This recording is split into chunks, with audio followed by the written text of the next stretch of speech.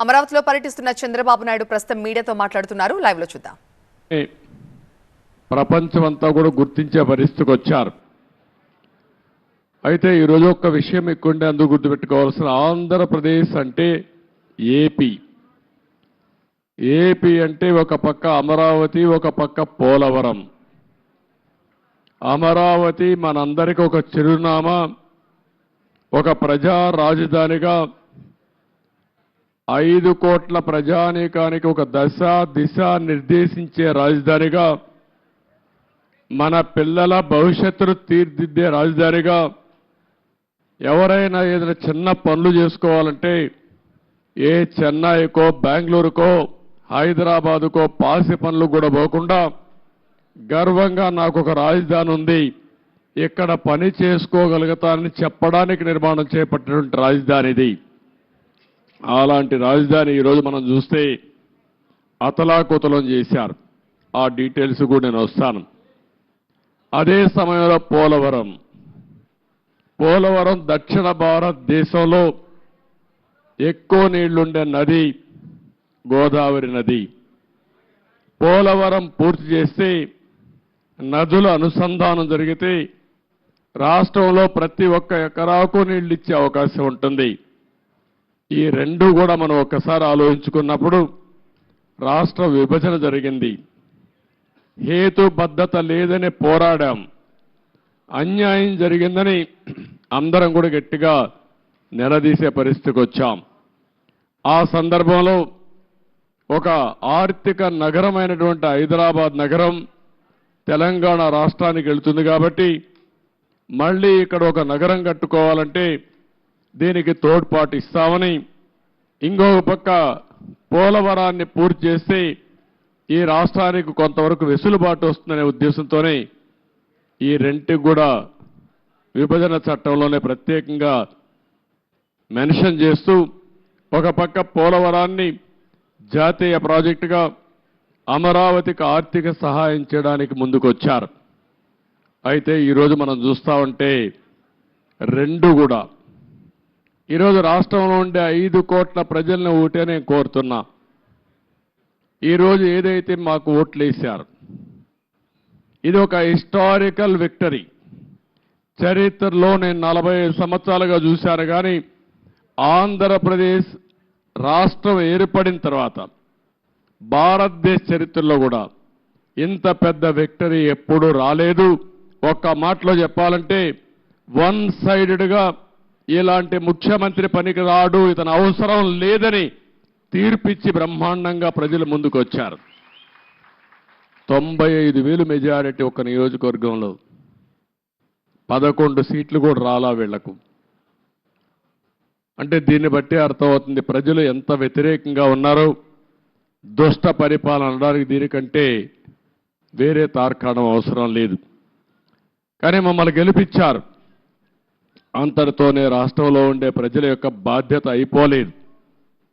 ఆ విషయం నేను గుర్తు చేయదలుచుకున్నాను. అనునిత్యం మీరు ఆలోచించాల్సిన అవసరం ఉంది. రాజకీయాలకు పనికిరాని వ్యక్తి, ముఖ్యమంత్రికి అర్హత లేని వ్యక్తి ఆ పదవి వస్తే ఏం చేస్తాడో 5 సంవత్సరాలు మనం చూశాం. ఈరోజు పోలవరం కానీ అమరావతి కానీ వ్యక్తిగత సంపద కాదు, ఏ ఒక్క వ్యక్తికో ఏ ఒక్క వర్గానికో ఏ ఒక్క ప్రాంతానికో పరిమితమైంది కాదు. కానీ ఇది ఒక సంపద కేంద్రం.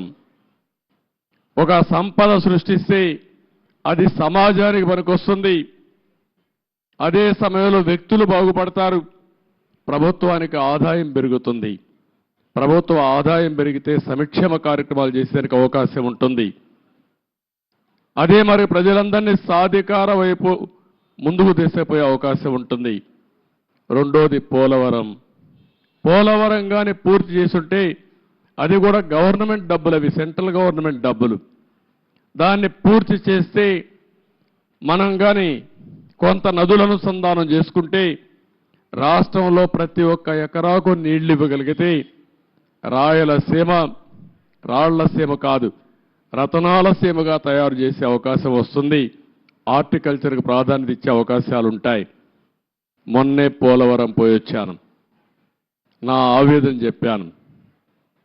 కొన్ని వందల సార్లు వర్చువల్ రివ్యూ చేశాను. ఇంకొక పక్క నేరుగా ఫిజికల్గా 40, 42, 31 సార్లు వెళ్ళాను. కానీ ఈరోజు పోలవరాన్ని గోదావరిలో కలిపేసే పరిస్థితికి వచ్చారు. ఈరోజు ఏం చేయాలని అర్థం కాని పరిస్థితి. ఏం చేయాలన్న 4-5 సంవత్సరాలు ఖర్చులు కూడా డబుల్ అయిపోయే పరిస్థితికి వచ్చింది. ఒక వ్యక్తి యొక్క మూర్ఖత్వం వల్ల, ఒక పోలవరం వల్ల రాష్ట్రానికి ఒక వరంగా ఉండవలసిన పోలవరం ఈరోజు ఒక శాపంగా మారిపోయే పరిస్థితి వచ్చింది. అది నేను మొన్నే మాట్లాడాను, మళ్ళీ నేను మాట్లాడతాను. ఈరోజు అమరావతికి వస్తే మొట్టమొదటిసారిగా మీరు చూశారు. నేను నేరుగా ప్రజావేదిక దగ్గర వెళ్ళాను. ఎవరైనా ముఖ్యమంత్రి అయితే జరిగేదంతా కూడా ఒక మంచి కార్యక్రమంతో ప్రజల్ని మెప్పు తెచ్చుకోవడం కోసం పనిచేస్తారు. ప్రజావేదిక కూల్చి అక్కడి నుంచి పరిపాలన ప్రారంభించాడు.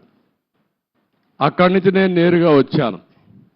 ఏదైతే ఆనాడు ప్రధానమంత్రి నరేంద్ర మోడీ గారు అమరావతికి ఫౌండేషన్ వేశారు.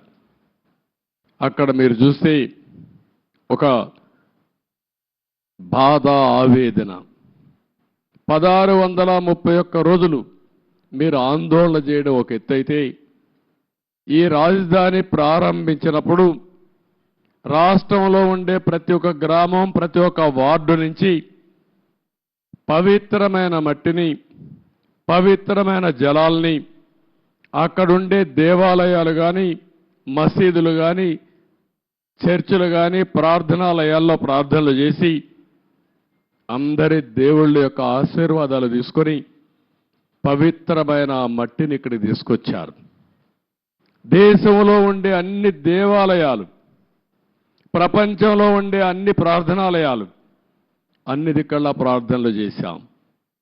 దేశంలో ఉండే స్వాతంత్ర సమరయోధులు త్యాగమూర్తుల గ్రామం నుంచి కూడా పవిత్రమైన మట్టిని, పవిత్రమైన జలాలు తీసుకొచ్చాం. సాక్షాత్తు ప్రధానమంత్రి గారు పార్లమెంటు దగ్గర మట్టిని, పార్లమెంటు సాక్షిగా సంఘీభావాన్ని తెలియజేయడానికి యమునా జలాలు తీసుకొచ్చి వారు కూడా సంఘీభావాన్ని తెలియజేశారు. నాకు అనిపిస్తుంది ఆ మహిమే ఈరోజు మనల్ని కాపాడిందని. నాకు అనుమానం లేదు. ఇక్కడ ఒక పవిత్రమైన ప్రాంతంగా తయారైంది. తాత్కాలికంగా కొంతమంది ఈ ప్రాంతాన్ని అతలాకుతలం చేయాలనుకున్న ఈ స్థల మహత్యం వల్ల మళ్ళీ తిరిగి నిలబెట్టుకోగలిగాం. అదే నాకు అనిపిస్తుంది. అక్కడ చూసినప్పుడు నేను మొట్టమొదటిసారిగా ఎక్కడైతే ఆ పవిత్ర మట్టిని కూడా ఇంకా పవిత్రంగా పెట్టాం, ఇక్కడుండే రైతులు కాపాడారు. ఇంకో పక్కన అక్కడ నమూనా కూడా నేను చూశాను. ఇక్కడుండే అల్లరి మూక ఆ నమూనాను కూడా దెబ్బతీసే పరిస్థితికి వచ్చారు. అక్కడనే యజ్ఞశాలకు వెళ్ళాను. ఆ రోజు యజ్ఞం చేసి మనం ఇది చేస్తే 1631 రోజులుగా ఇక్కడుండే మహిళలు మళ్ళీ యజ్ఞం చేస్తూనే ఆ మహిమను కాపాడారంటే ఆ మహిళలకు మనస్ఫూర్తిగా ధన్యవాదాలు, మనస్ఫూర్తిగా అభినందనలు. అలాంటి త్యాగం చేశారు. అక్కడి నుంచి నేరుగా ఒక్కసారి బిల్డింగుల దగ్గరికి వెళ్ళాను. 5 సంవత్సరాలు ఎక్కడ వేసిన మట్టి అక్కడే ఉంది. వీలైతే వీళ్ళు చేసిన పని విధ్వంసం చేశారు. ఇక్కడుండే పైపుల దొంగిలించకపోయారు, ఇసుక దొంగిలించకపోయారు, కడాన రోడ్లు వేస్తే మెటలు కూడా దోవకపోయారు. ఇది ఏ విధంగా అభివర్ణించాలో నాకైతే అర్థం కావడం లేదు. ఒక్క బిల్డింగ్ కూడా ముట్టుకోలేదు. ఒక్క రాజధానికి మనం ఆ రోజు కట్టినటువంటి అసెంబ్లీ బిల్డింగ్స్ ఉన్నాయి, పక్కనే సెక్రటరియట్ బిల్డింగ్స్ ఉన్నాయి, ఇంకో పక్క అమరావతి హైకోర్టు బిల్డింగ్లు కట్టాం. ఆ హైకోర్టు కూడా డిస్ట్రిక్ట్ కోర్టు కోసం కట్టిన బిల్డింగు, అవి మాత్రం మిగిలే పరిస్థితికి వచ్చాయి. ఈ యొక్క రాజధాని మనం చూస్తే దగ్గర ఈరోజు నేను అన్నీ తిరిగిన తర్వాత ఇప్పుడే నాకు అర్థమైంది ఏంటంటే ఏం చేయాలని అర్థం కాని పరిస్థితి. 5 సంవత్సరాలు రోడ్లన్నీ పూర్తి అయిపోయినటివి, సగంలో ఆగిపోయినాయి. కొన్ని అయితే 80% పూర్తి చేసి ఆగిపోయినాయి. అదే మాదిరిగా బిల్డింగ్స్, మొట్టమొదటిసారిగా నేను వెళ్ళింది శాసన మండలి, శాసనసభ అభ్యర్థులు ఎవరైతే ఎమ్మెల్యేలు ఎమ్మెల్సీలు ఉండే క్వార్టర్స్కి వెళ్ళాను. 80-70% వర్క్ అంతా పూర్తయింది. మిగిలినటి ఎక్కడేసిన గొంగళ అక్కడే మిగిలిపోయింది. ఆ తర్వాత పక్కనుండే ఐఏఎస్ ఆఫీసర్స్, జూనియర్ ఆఫీసర్స్ యొక్క క్వార్టర్స్ చూశాను. అవి కూడా అక్కడే ఉన్నాయి. 70-80% పూర్తయింది. పక్కనుండే సెక్రటరీస్, అదే మాదిరిగా ప్రిన్సిపల్ సెక్రటరీస్ బిల్డింగ్లన్నీ ఉన్నాయి. అవన్నీ కూడా తుమ్మ చెట్లు మొత్తం మొలిచిపోయి ఇవన్నీ కమ్ముకుపోయే పరిస్థితి వచ్చింది. పక్కనే హైకోర్టు వస్తుంది. అక్కడనే అడ్మినిస్ట్రేషన్ కోసం 5 టవర్స్ని ప్రారంభించాం. ఇంకొక పక్కన అసెంబ్లీ బిల్డింగ్ వస్తుంది. దాని పక్కనే హైకోర్టు వస్తుంది. అక్కడనే జడ్జెస్ బంగ్లాలు వస్తాయి. పక్కనే ఎమ్మెల్యేలు మినిస్టర్స్ బంగ్లాలు వస్తాయి. దాని తర్వాత గెజిటెడ్ ఆఫీసర్స్ 1 కానీ 2 కానీ నాన్ గెజిటెడ్ ఆఫీసర్స్ యొక్క క్వార్టర్స్ వస్తాయి. ఇవన్నీ కూడా ఎక్కడికక్కడ నిలిచిపోయినాయి. రోడ్లు కూడా అధ్వానంగా ఉన్నాయి. చాలా బాధాకరమైన సిచ్యువేషన్. రాష్ట్రంలో ఉండే ప్రజలందరూ అర్థం చేసుకోవాల్సింది ఈ విధంగా ఉండవలసిన రాజధాని.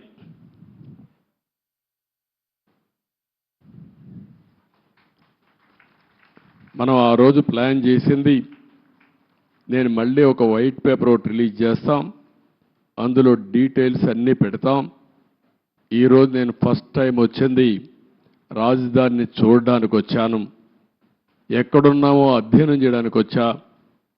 భవిష్యత్తులో ఏం చేయాలనో ఇక్కడ అమరావతిలో ఉండే రైతులే కాకుండా రాష్ట్రంలో ఉండే ప్రతి ఒక్కరూ సజెషన్స్ ఇచ్చే విధంగా ముందుకు పోవాల్సిన అవసరం ఉంది. తొందరలోనే ఒక వైట్ పేపర్ కూడా పబ్లిసైజ్ చేస్తాం. ఒక వైట్ పేపర్ పబ్లిసైజ్ చేసి ప్రజల అందరూ కూడా చర్చించుకోవాల్సిన అవసరం ఉంది. నేను ముందే చెప్పాను, ఇది ఏ ఒక్కరి కోసమో కట్టే రాజధాని కాదు. ఇది ప్రజా రాజధాని, భావితరాల భవిష్యత్తు కోసం రాజధాని, తెలుగు జాతి గర్వంగా తలెత్తుకుని తిరిగే రాజధానిగా ఉండాలి. అదే సమయంలో ఇక్కడ అమరావతి రాజధాని వస్తుందంటే విశాఖపట్నాన్ని ఆర్థిక రాజధానిగా తయారు చేయాలని, కర్నూల్ని ఒక మోడర్న్ సిటీగా ఆధునికమైన నగరంగా తయారు చేయాలని, అదే మాదిరిగా అన్ని జిల్లా హెడ్ క్వార్టర్స్ కూడా ఏమేం చేస్తాం చాలా స్పష్టంగా చెప్పాం. దాని ప్రకారమే మీరు చూస్తే 12 ఇన్స్టిట్యూషన్స్ గవర్నమెంట్ ఆఫ్ ఇండియా ఇస్తే కర్నూలులో IIT పెట్టాం, అక్కడనే ఉర్దూ యూనివర్సిటీ పెట్టాం, అనంతపూర్లో సెంట్రల్ యూనివర్సిటీ పెట్టాం, తిరుపతిలో ఐజర్ కానీ అదే మాదిరిగా IIT కానీ పెట్టాం. ఇంకో పక్క విశాఖపట్నంలో IIM పెట్టాం, తాడేపల్లిగూడెంలో NIIT పెట్టాం, మంగళగిరిలో all India institute of medical science పెట్టాం. ఇంకొక పక్కన ఒంగోలులో IIT పెట్టాం. ఈ విధంగా అన్ని విజయనగరంలో ట్రైబల్ యూనివర్సిటీ పెట్టాం. అన్ని ప్రాంతాల అభివృద్ధి కోసం, సమగ్ర అభివృద్ధి కోసం ఆ రోజే చాలా స్పష్టమైన విధానాన్ని ప్రకటించాం. ఈరోజు మనం చూస్తే ఏది జరిగే పరిస్థితి లేకుండా పోయింది. నేను అందుకనే ఈరోజు డీటెయిల్స్కి పోవడం లేదు. బ్రాడ్గా మీ అందరికీ ఒక ఐడియా ఇస్తున్నాను. డీటెయిల్స్ అన్నీ కూడా వైట్ పేపర్లో వస్తాయి. అయితే బాధ ఏంటంటే ఈ రాజధాని పైన బురజల్లే ప్రయత్నం చేశారు, నిత్యం విష ప్రచారం చేశారు. అమరావతిని బ్రాండ్ని దెబ్బతీయడానికి ప్రయత్నం చేశారు. శివరామకృష్ణయ్య కమిటీ చాలా స్పష్టంగా సెంట్రల్ ప్లేస్లో ఎక్కడైనా పెట్టండి అని చెప్పారు. అంటే ఇది 12 పార్లమెంట్లు ఒక పక్క వస్తాయి, ఇంకొక పక్క 12 పార్లమెంట్లు వస్తాయి. గుంటూరు సెంట్రల్లో ఉంటుంది. ఎలిమెంటరీ స్కూల్ చదివే పిల్లవాడిని చెప్పినా ఎక్కడ మీ రాజధాని ఉండాలంటే ఈ ప్రాంతమని మ్యాప్లో చూపించే విధానం ఇది. అందుకే అమరావతిని పెడితే దానిపైన మాట్లాడారు. ఇంకొక పక్కన మీరందరూ చూస్తే చాలా వరకు ఇన్సైడర్ ట్రేడింగ్ అన్నారు. ఇంకొక పక్కన స్విస్ ఛాలెంజ్ని అవహేళన చేశారు. విషయం చెప్పి సింగపూర్ లాంటి కన్సార్టియంని తరివేసే పరిస్థితికి వచ్చారు. One of the best Norman faster అనే కన్సల్టెంట్ని లేకుండా పంపించేసే పరిస్థితికి వచ్చారు. 3 రాజధానులు అన్నారు, 3 ముక్కలాట ఆడారు. కడాన 5 సంవత్సరాల తర్వాత 10 సంవత్సరాల తర్వాత మీ రాజధాని ఏదంటే చెప్పుకోలేని పరిస్థితి, దుస్థితిలో మనం నెట్టేసే పరిస్థితికి వచ్చారు. డబ్బులు ఎక్కడున్నాయన్నారు. ఆ రోజు కూడా ఇక్కడుండే రైతాంగం యొక్క స్ఫూర్తిని మీరు చూస్తే దగ్గర రైతులు ఇచ్చిన భూమే కాకుండా ఇక్కడుండే గవర్నమెంట్ భూములు అన్ని కలుపుకుంటే 55,000 ఎకరాలు సేకరించింది ఆనాటి ప్రభుత్వం. దగ్గర 29,000 మంది రైతులు ఒక్కరు కూడా కోర్టుకు పోకుండా స్వచ్ఛందంగా ముందుకొచ్చి మేము రాజధానికి ఇస్తాం, మాకు ఒక ప్యాకేజ్ ఇమ్మని ముందుకొచ్చారంటే ప్రపంచానికి ఆదర్శం ఇది.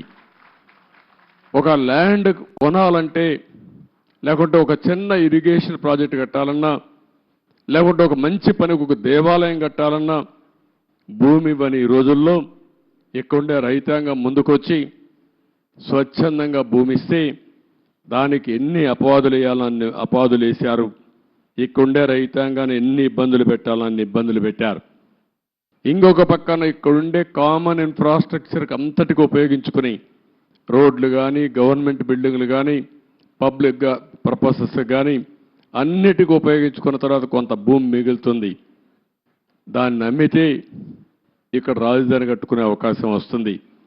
దానికి కూడా ఎన్ని చేయాలని చేసే పరిస్థితికి వచ్చారు. నేను మొట్టమొదటి నుంచి కూడా చెప్పాను, సెల్ఫ్ ఫైనాన్సింగ్ ప్రాజెక్ట్ అని. ఇక్కడొచ్చే ఆదాయమే ఈ అమరావతి నిర్మాణానికి సరిపోతుంది. ఎప్పటికప్పుడు కన్స్ట్రక్షన్ కానీ అదే మరిగా ఆర్థిక కార్యక్రమాలు ఇక్కడ జరిగితే దానివల్ల ప్రభుత్వానికి ఆదాయం వస్తుంది. ఆ ఆదాయంతో సంక్షేమ కార్యక్రమాలు పెద్ద ఎత్తున చేసుకునే వెసులుబాటు వస్తుందని కూడా చెప్పాం. ఏది చెప్పినా ఒక దురుద్దేశంతో పెట్టుకుని ఈ రాజధానిని పూర్తిగా నిర్వీర్యం చేశారు, అపహాస్యం చేశారు, విధ్వంసం చేశారని చెప్పి కూడా నేను మీకు తెలియజేస్తున్నా. ఇది ఈరోజు నేను చూసిన బ్రాడ్గా ఉండే విషయాలు. మీడియా మొత్తం బిల్డింగ్స్ అన్ని చూశారు, బూజు పట్టిపోయినాయి, కొన్ని డోర్స్ అన్ని పోయినాయి, కొన్ని అయితే ఎరగొట్టారు, విధ్వంసం చేశారు. ఎన్ని యాంటీ సోషల్ ఎలిమెంట్స్ చేయాలనో అన్ని కార్యక్రమాలు. ఒక రైతులు ఎంత కాపాడాలనుకున్నా పోలీసులు ఏకపక్షంగా వీళ్ళ మీదనే కేసులు పెట్టారు. కాంట్రాక్టర్ల మెటీరియల్ ఇక్కడ పెడితే ఆ మెటీరియల్ దోచుకొని పోయే పరిస్థితికి వచ్చారు. అడిగితే వాళ్ళను కూడా కొట్టే పరిస్థితికి వచ్చారు. చాలా దారుణం, చాలా దౌర్జన్యం. ఏది ఏమైనా మళ్ళీ నేను ఇప్పుడే ఒక మాట చెప్పాను. ఒక పక్కన ప్రజలతో చర్చిస్తూనే ఎంత నష్టం జరిగింది రాష్ట్రానికి ఆ విషయాలు చెప్తూనే మొత్తం ఇక్కడ చూస్తే బ్రహ్మాండమైన బిల్డింగ్స్తో ఎక్కడికో వెళ్ళవలసిన ఈ రాజధాని ఈ తుమ్మంతా పెరిగిపోయి ఎక్కడికక్కడ బిల్డింగ్లు వేసిన ఫౌండేషన్ కానీ కొంత కన్స్ట్రక్షన్ కానీ కమ్మేసే పరిస్థితికి వచ్చింది. ముందు ఒక మాట చెప్పాను, ఒక టెండర్ పిలిచి రాజధాని మొత్తం ఈ తుమ్మ చెట్లన్నీ తీయండి, కనీసం ఒక క్లారిటీ వస్తుంది, ఒక విజిబిలిటీ వస్తుంది. అంతలోపల మనం అంతా కూడా ప్రజలతో చర్చించిన తర్వాత ఏం చేయాలో అవి కూడా ఆలోచిస్తాం. ఒక దుర్మార్గమైన వ్యక్తి చేసే విధ్వంసానికి అమరావతి బలైపోయింది. రాష్ట్రానికి తీవ్రమైన నష్టం జరిగింది.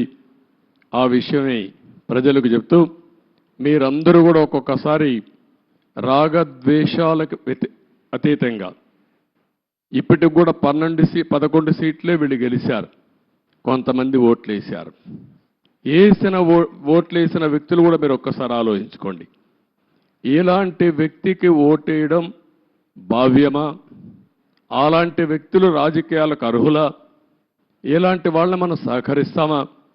ఒకవేళ ఇలాంటి వ్యక్తులు కానీ రాష్ట్రంలో కానీ రాజకీయాల్లో ఉంటే భవిష్యత్తు ఏమవుతుంది అనే విషయం కూడా ప్రజలందరూ అర్థం చేసుకోవాల్సిన అవసరం ఉంది. ఇది మనందరి భవిష్యత్తు, మన పిల్లల భవిష్యత్తు. కాబట్టి మనందరం కూడా ఎక్కడికక్కడ కొంతమంది అనుకుంటారు మాకే సంబంధం అమరావతి అని, మాకే సంబంధం పోలవరం అని, అభివృద్ధి అంటే అదేంటని. అట్లా కాకుండా అభివృద్ధి జరిగితే మీ జీవితాలు బాగుపడతాయి. ఈరోజు ఏ గవర్నమెంట్ అయినా సరే ప్రభుత్వ విధానాల ద్వారా ప్రజా జీవితాలను మారుస్తుంది.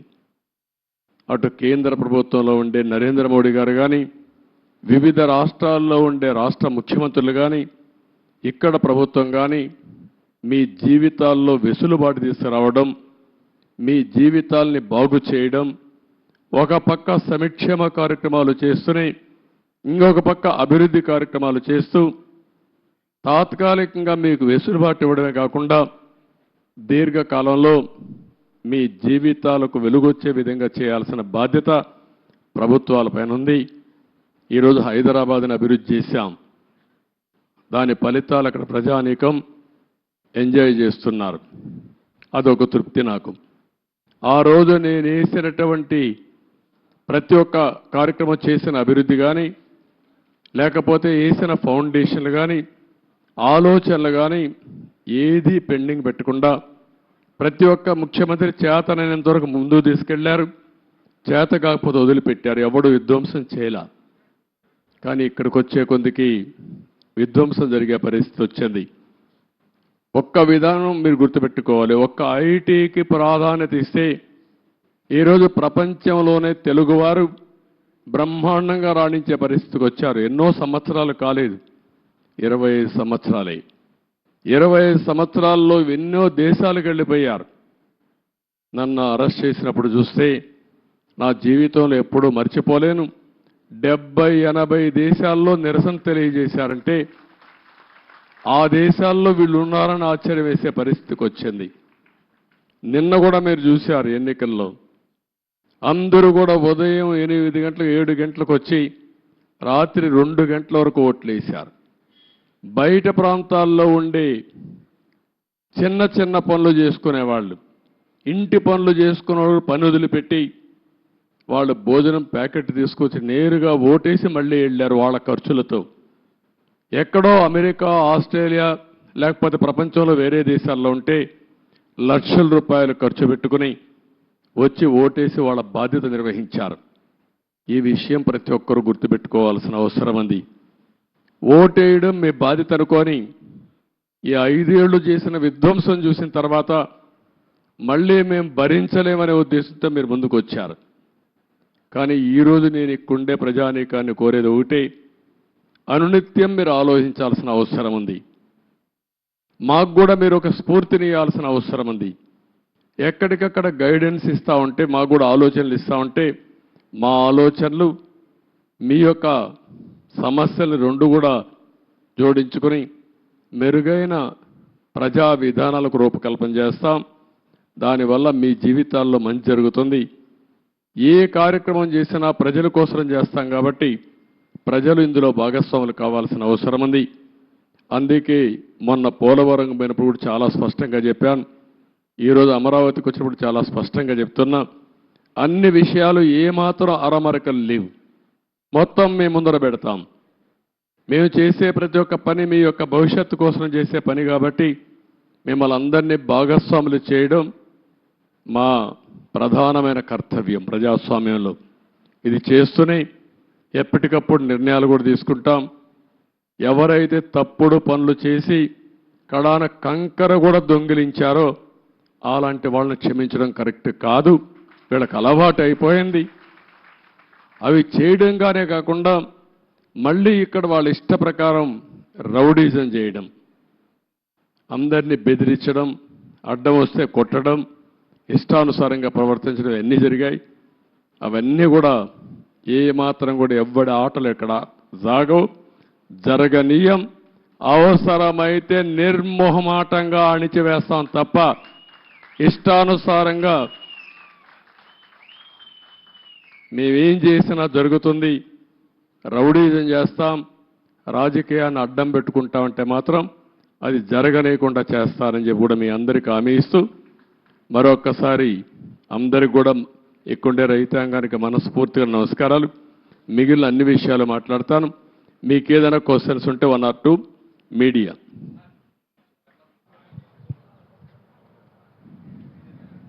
చెప్పండి.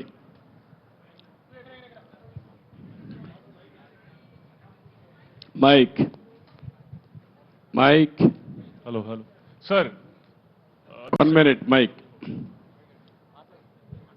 మైక్ ఎవరు ఇక్కడ ఎవరికి ఇచ్చారు?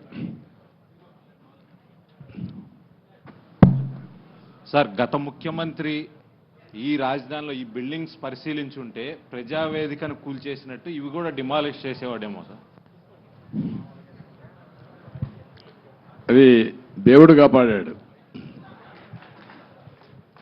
ఒక ఉన్మాది బారి నుంచి ఇంకా ఫర్దర్గా కూల్చేయకుండా దేవుడే కాపాడాడు అమరావతిని. అందుకే నేను చెప్పాను, కొన్ని 16,000 గ్రామాల్లో పూజలు చేసి పవిత్రమైన మట్టిని, పవిత్రమైన జలాలను తీసుకొచ్చారు ఇక్కడికి. పార్లమెంటు సాక్షిగా ప్రధానమంత్రి తీసుకొచ్చాడు. మొత్తం ప్రార్థనాలయాలు దేశంలో విదేశాల్లో నుంచి తీసుకొచ్చాం. పవిత్రమైన వ్యక్తులు పుట్టిన జన్మస్థలం నుంచి కూడా, అంటే స్ఫూర్తిదాయకంగా ఫ్రీడమ్ ఫైటర్స్ అన్ని వాళ్లే కాపాడారు. కాబట్టి మీరు కూడా కష్టపడ్డారు, రైతులు పోరాడారు, దేవుళ్ళు సహకరించారు. సార్ 5 సంవత్సరాల నుంచి ఏదైతే నిర్లక్ష్యానికి వదిలేశారో ఈ దాదాపు 80-90% కంప్లీట్ అయింది. అవి ఎక్కడ కూడా చెక్కు చెదరలా, యాజ్ ఈజ్గా ఉంది. అంటే మన నిర్మాణం కానీ అంతా కూడా బాగానే ఉంది. అన్నీ పూర్తి చేయడానికి దాని టైం బాండ్ పెట్టుకుంటారా? ఒక 3 years కానీ అలా పెట్టుకుని దానికి మీ సజెషన్ ఏంటి చెప్పండి. మిమ్మల్ని కూడా సజెషన్ సార్, అందరినీ సజెషన్ అడుగుతున్నాం. దాన్ని మీరు ఇచ్చే మంచి సూచనలు తీసుకొని ఆర్డర్ ఆఫ్ ప్రియారిటీ పెట్టి we will prepare action plan. Galla పెట్టి ఖాళీ అయిపోయింది, ట్రెజరీలో ఏమి లేదు, డబ్బులు లేదు, అప్పులు విపరీతంగా చేసేశారు. ఇవన్నీ వీలో పెట్టుకొని ఏం చేయాలో స్టెప్ బై స్టెప్ వర్కౌట్ చేస్తాం. Mic media. Sir, what is going to be fate of Rushikonda Beach Palace? What's going to be? Will it be quoted as a monument of corruption? That's what rumors. What is your suggestion? You give me idea. Sir, you are the CM, sir. నేను I am the CM. You are the citizen of. నువ్వు ఒక media responsibility ఉంది నీకు కూడా. నన్ను అడగడమే కాదు, నిన్ను కూడా చెప్పమంటున్నా. ఏం చేస్తే ఇలాంటి వాళ్ళని శాశ్వతంగా సమాజం నుంచి వెలేస్తామో అలాంటివి ఆలోచించాలి. మీరు ఒకటి ఆలోచించండి, ఇక్కడ డబ్బులు లేవు. 500 కోట్ల రూపాయలతో కొండను కొట్టేసి ఋషికొండ అంటే ఏంటి? ఋషులు అక్కడ తపస్సులు చేసిన ప్రాంతం అది.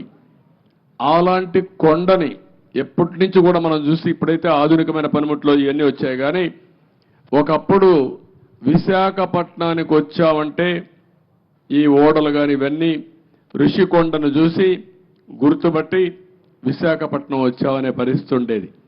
అలాంటి పవిత్రమైన కొండని ఎన్విరాన్మెంట్లకి విఘాతం కలిగించే విధంగా కొట్టేశారంటే మనం గుర్తుపెట్టుకోవాలి. దాన్ని కూడా అన్ని తప్పుడు ఇచ్చారు. అవన్నీ మళ్ళీ నేను మాట్లాడతాం. Sir, what about Prajavedika? You have visited Prajavedika and saw the debris there.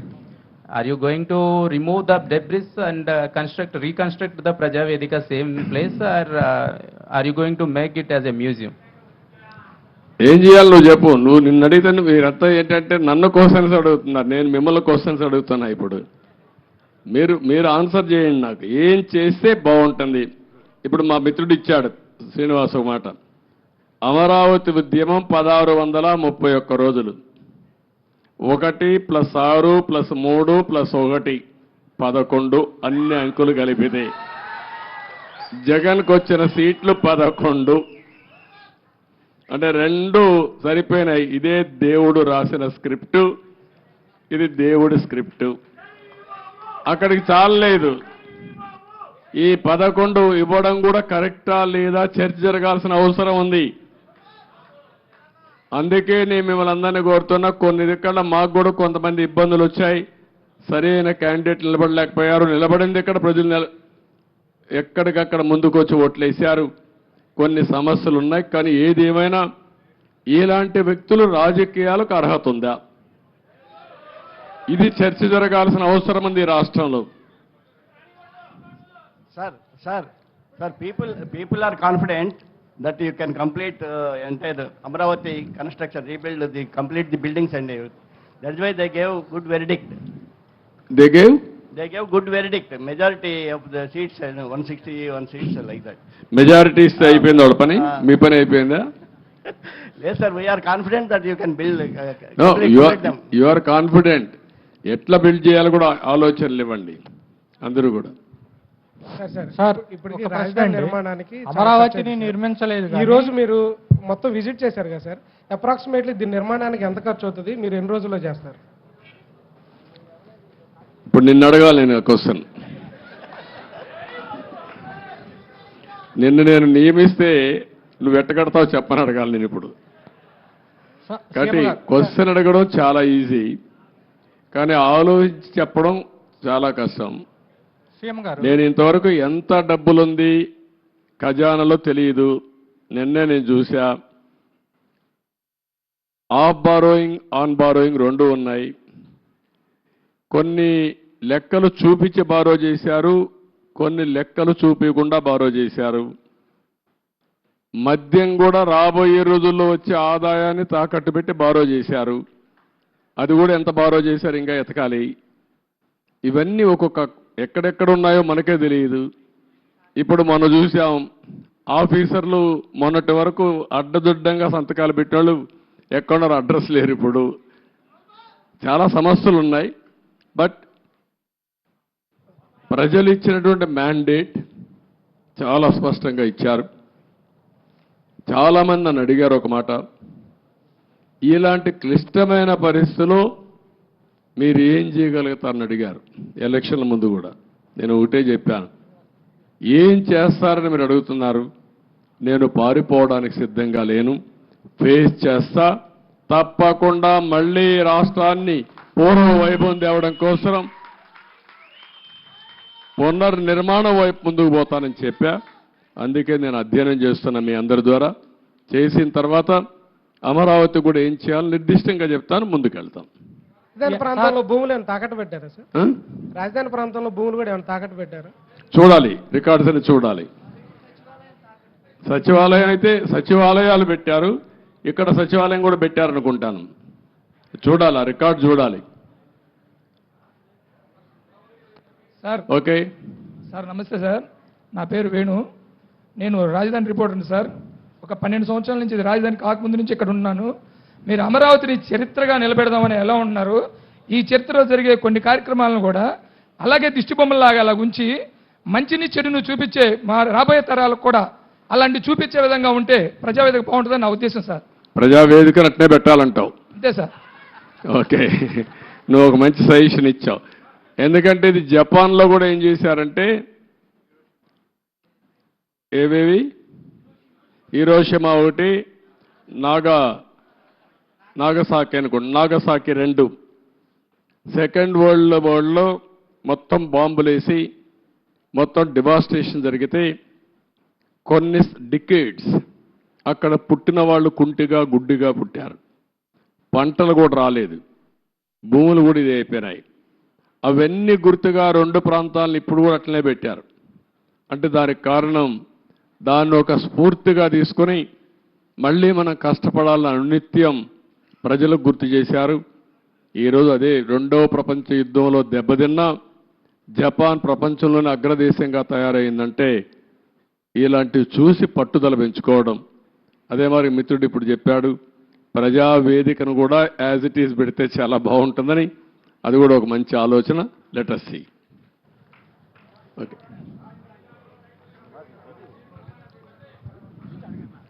Mic mic ఒకసారి ఆయనకు. హలో హలో సేకరణ చేసిన తర్వాత కూడా సీడ్ యాక్సెస్ రోడ్డు మీద అర్ధరేతులు ఇసుక అక్రమ రవాణా జరుగుతుంది సార్. దాని మీద అంటే నేరాలు అలవాటైన వాళ్ళకి ఇంకా కూడా మారలేకపోతున్నారు. ఒకటే చెప్తున్న అధికార యంత్రాంగానికి కూడా, ఏ అధికార యంత్రాంగం ఇప్పుడు రాష్ట్రంలో ఉన్నారో మళ్ళీ ఎక్కడ లాలూచలట్టు వదిలిపెట్టండి, ప్రజాహితం కోసం పనిచేయండి. ఒకవేళ రేపటి నుంచి ఎక్కడైనా కానీ మీరు చెప్పింది కానీ జరిగితే తప్పకుండా అధికారుల పైన కూడా యాక్షన్ కఠిన చర్యలు ఉంటాయి. డెఫినెట్గా తీసుకుంటా, వదిలిపెట్టను. మీరు కూడా ప్రజల్లో చైతన్యం రావాలి, గట్టిగా నిలదీయండి. ముందు మారిగా బాధితులపైన దాడి చేస్తే ఎట్టి పరిస్థితులు నేను వదిలిపెట్టను. ప్రజాహితం కోసం ఎవరు ముందుకు వచ్చి పనిచేసినా వారికి పూర్తిగా అండగా ఉంటాం. మీరేం భయపడాల్సిన పని లేదు. అమరావతిలో ముందుగానే ఈ కార్యాచరణ ప్రణాళిక స్టార్ట్ అవడం కోసం ఏ అయితే ఎక్కువ శాతం బిల్డింగ్లు 60-70% పూర్తయ్యాయో వాటన్నింటినీ ఇంత ముందులాగా పలానా బిల్డింగ్ పలానా శాఖకి అని కేటాయించినట్లు కాకుండా ఏదైతే మన ప్రభుత్వం నడవడానికి వేగంగా నడవడానికి అవసరమో వాళ్ళకి కేటాయించైనా ఇక్కడ జనసంద్రాన్ని దీన్ని పెంచి త్వరగా అమరావతి అనేది కార్యాచరణలోకి రావాలని రిక్వెస్ట్ చేస్తున్నాం సార్. అదే మొత్తం అదే కదా, మన ఆలోచన కూడా అవే కదా. ఏవేవి తొందరగా అవుతాయి, ఏవేవి అవసరం ఉంటుంది, రెండు కూడా ప్రాధాన్యత క్రమంలో పెట్టుకొని ఎంత తొందరలో పూర్తి చేయాలో పూర్తి చేస్తాం. యాక్టివిటీ కూడా పూర్తి చేస్తాం. ఓకే. ప్రజా రాజధాని అమరావతిని రాష్ట్రాన్ని కాపాడుకోవడానికి ఖండాంతరాలు దాటి ఎన్ఆర్ఐలందరూ వచ్చారు సార్. ఈ అమరావతి కానీ రాష్ట్ర అభివృద్ధిలో ఎన్ఆర్ఐలు ఆలోచనలు సహాయ సహకారాలు తీసుకుంటే బాగుంటుందని నా సూచన సార్. తప్పకుండా అందరి సహకారం తీసుకుంటాం, అందరికీ ప్రాధాన్యత ఉంటుంది. వాళ్ళు భాగస్వాములు అయితే వెల్కమ్ చేస్తాం. తప్పకుండా ఇవన్నీ కూడా ఒక యాక్షన్ ప్లాన్ తయారు చేసుకుంటాం. థ్యాంక్ యూ అని అంటాం.